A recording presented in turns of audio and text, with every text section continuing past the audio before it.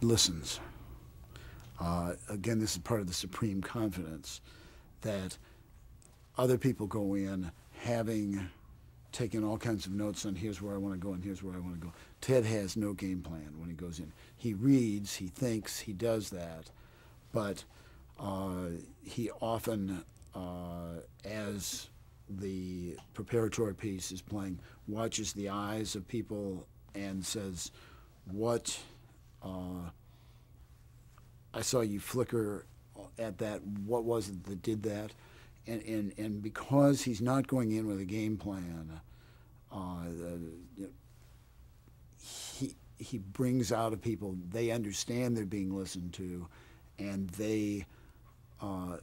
it becomes a conversation, whereas there are an awful lot of times when you will see an interviewer who's getting ready for his next question and somebody says something and it's very provocative, but his head isn't there. He's on the next question and he jumps to the subject. Ted will never do that.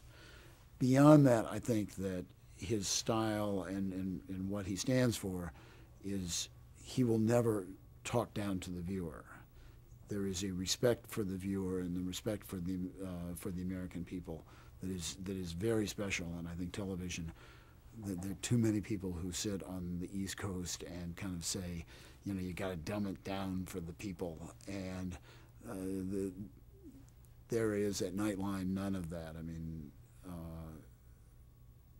Ted doesn't feel that way. And at one point, a person whom he was about to interview said, now help me understand what level we're talking at, what audience are we talking at? And Ted said, we're talking to very smart 14-year-olds. Understand that they're, man, you don't have to say anything twice. They get it really quickly.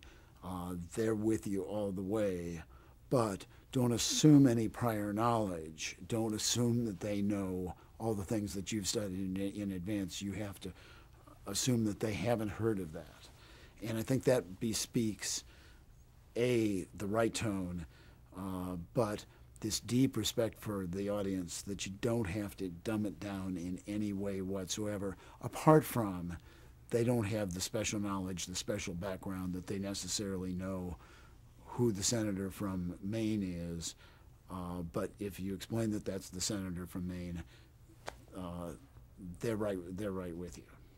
How is he able to keep his questions kind of level, to not escalate a situation? Well, I think, again, because of that supreme confidence. I think one tends to kind of raise up when one has that, there's nothing more dangerous than being frightened. And when you're frightened, you tend to bark or you go that way. And he's got, and some of this, it helps to have done this for 25 years.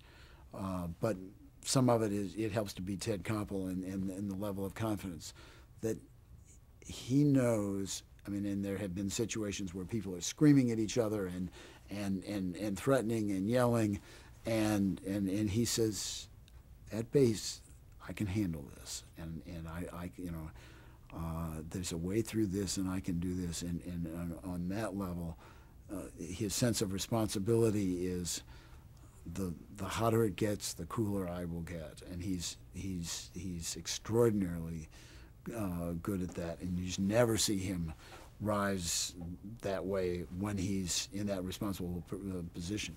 He's a very emotional person who, at the right moment, will let his emotions out, but never on the air. And when his emotions come out, they come out, and then one of his favorite things is revenge is a meal best eaten cold. And when he's really angry about something, boy, he gives himself a chance to completely cool off before he ever opens his mouth.